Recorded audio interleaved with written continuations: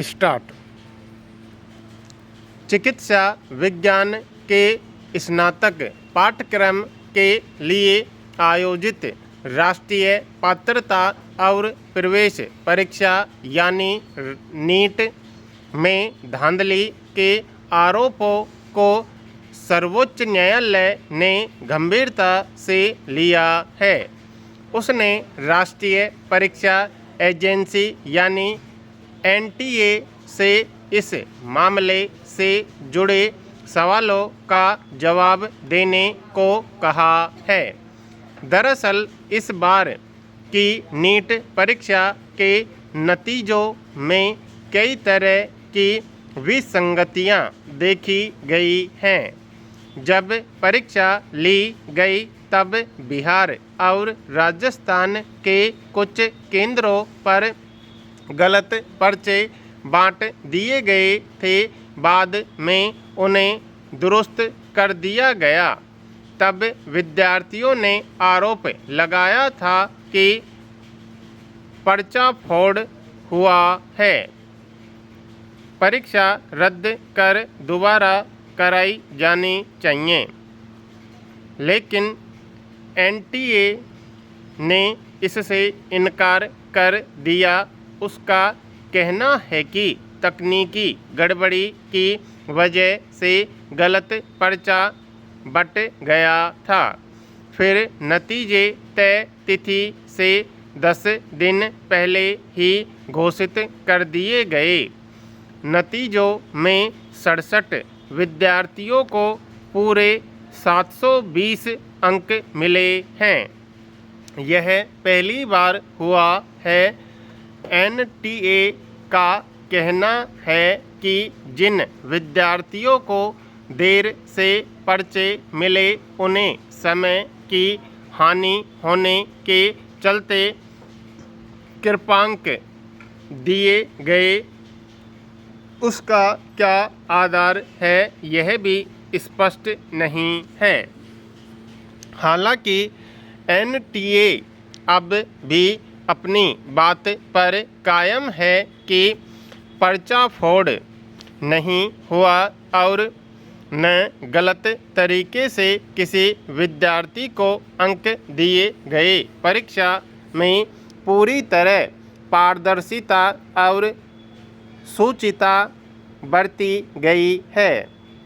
उसका यह तर्क सर्वोच्च न्यायालय के सामने सही ठहर पाता है या नहीं देखने की बात है। एनटीए ने कृपांक की शिकायतों के समाधान के लिए एक जांच समिति गठित कर दी है, लेकिन उस पर विद्यार्थियों को भरोसा नहीं है।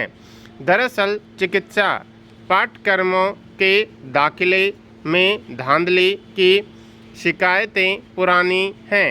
उन शिकायतों को दूर करने के मकसद से ही एनटीए के माध्यम से प्रवेश परीक्षा कराने का निर्णय किया गया था।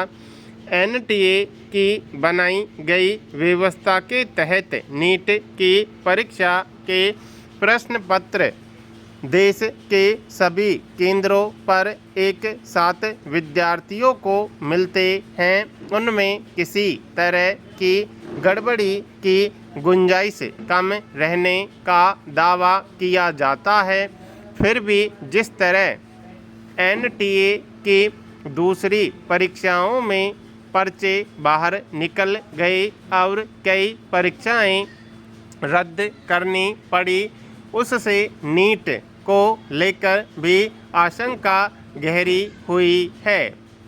एनटीए को बहुत भरोसेमंद और चाक चौबंद संस्था माना जाता है। अगर उसकी परीक्षाओं में भी धांधली के आरोप लग रहे हैं तो स्वाभाविक ही इससे उसकी साख पर सवाल उठते हैं।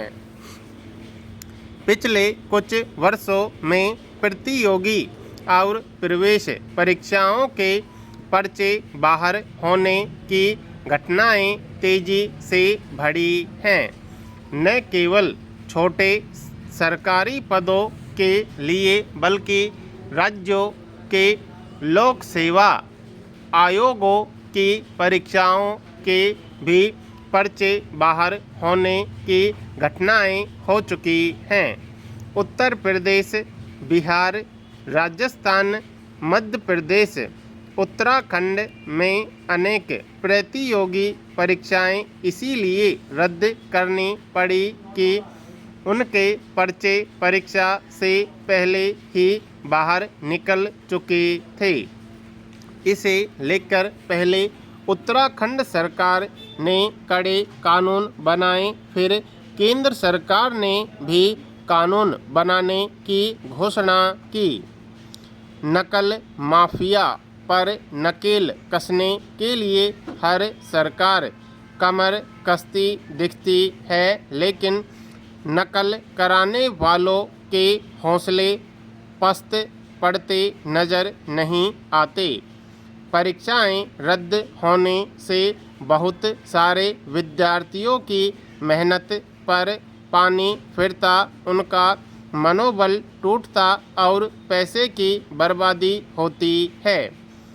इस हताशा में कई विद्यार्थी खुदकुशी तक का रास्ता अख्तियार करते देखे जा रहे हैं। जब तक सरकारें इस मामले में दृढ़ इच्छा शक्ति नहीं दिखाएंगी, यह सिलसिला शायद ही रुके।